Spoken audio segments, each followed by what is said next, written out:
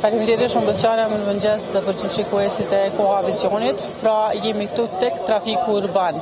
Pra po I shohim punëtorët e trafikut urban dhe autobuset të cilët pra po presin këtu në radhë. Pra edhe sot do të vazhdoj greva e transportit urban, përfshirë edhe ata pra transportuesit privat. Kështu që për të folur pak më shumë për mënyrën e protestës apo çfarë ndodhi gjatë ditës së djeshme, këtu pranë me kam përfaqësuesin e punëtorëve të trafikut urban, Ilmi Gashi. Faleminderit shumë që na falni. Mirëmëngjesi për juve media nderuar, faleminderit për interesimin e ju që përcjellim kushtet jashtëzakonshme situatën tonë këtu. Pa dashjen tonë, fillimisht ju kërkojmë ndjes qytetarëve që jemi pa mundësi për t'ju shërbyer sot. Arsyeja pse nuk I shërbejmë është se pikë pari operatorët privat, kompania ku ne furnizojmë me naftë, ne ka ndërprer shkakun që do të më shtyp borxhin e kemi aty 1 milion euro. Borxhe tjera, edhe gjitha për rruga që kemi për 2 rruga borxh, arrin shumën 1.600.000 euro. Ato 1.600.000 euro nuk I alokojnë këtena. Komuna neve na ka detyrim, ndaj nesh I ka 3.300.000 euro. Në komunë nuk jenë aloku parë, jenë aloku 3.200.000 euro, I kanë sistemun në për kompani tjera që janë, neve nuk e arrim atë pjesë për me shty borxhin ndaj punëtorëve, kështu që edhe sot vazhdojmë me protestë me autobuza.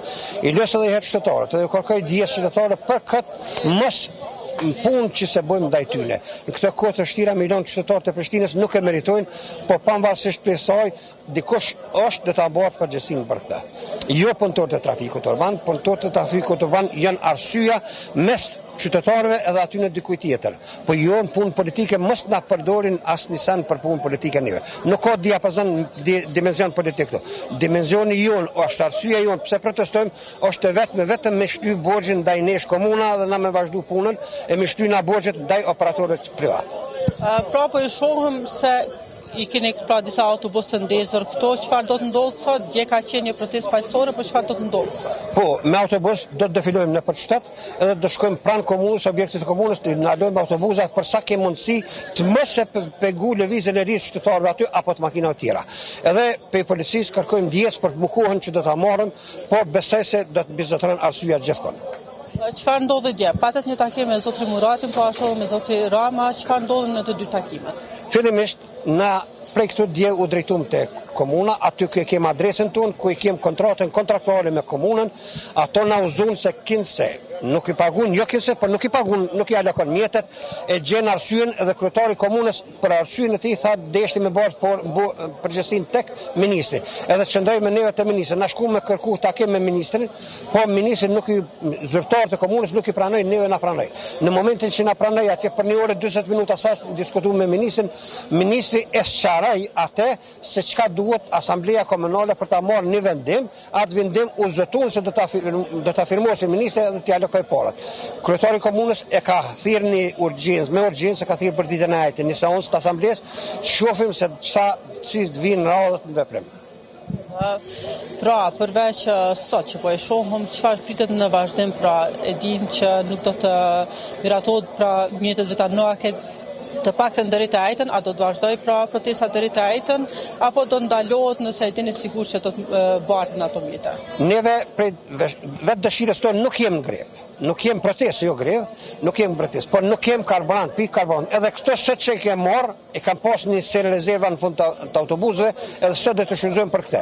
Në momentin që neve kem arsye me shly borxhe ndaj operatorëve privat, pikërisht për naftën që furnizohemi, edhe rrogat për të janë nxjerrë punëtorëve, atëherë do të filloj greva. E ato janë para të dukshme, jo sasi e vogël e paras. Numri I vogël I paras nuk kanë, por numri e din shumë mirë, shifrat janë, komuna I posedon. Komuna është I obliguar me kontraktuale për të na shërbyer neve për shërbimet që I kena bu. Neve komuna na pagun me kilometër. Është marrëveshja kontraktuale që kemi bu atje. Jo me pasagjer, po kilometrën sa kilometra bëjmë aq I marrë. Ne punën e kem kry edhe besoj që do ta kryjmë. Çdo herë edhe I lës qytetarët me pas mirë kuptim deri këto ditë vështira, se edhe neve jem keq edhe nuk po mundemi me dal. Nuk është arsyeja pse kemi dëshirë na. Dhash Zoti mos shofshin këto ditë mira kur. Atëherë zotri Gashi, faleminderit shumë se po e shohim që gjithë punëtorët po ju presin pra që të niseni për te komuna. Faleminderit edhe juve për këtë përcjellje ndenjitoze që na i bani çdo. Jeni të mirëseardhur, po jo këtë kushte dhash Zoti shihemi në kushte më të mira. Faleminderit shumë. Faleminderit juve. Pra, kjo ishte lidhja direkte Besjana sa I përket pra kësaj situate cila është krijuar në Prishtinë, por shpresojmë që kjo të merr fund sa më shpejt dhe të kthehemi në normalitetet pasi shumë qytetarë, pra siç ka deklaruar edhe dje janë detyruar të jesin për kilometrat të tërë në kënd, pasi që disa nuk kanë mundësi të paguajnë taksi apo nuk kanë edhe vetura.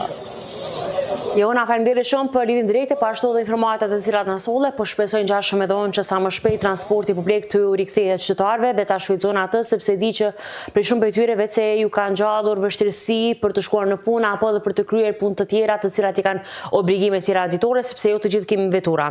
Faleminderit shumë për lidhjen direkte, duke shpresuar që do të flasim për lajme të mira, ndoshta gjatë ditës, pse jo, dhe nesër të rikthehet transporti publik. Ne tani shikues kalojmë në diçka tjetër, është koha për recetën e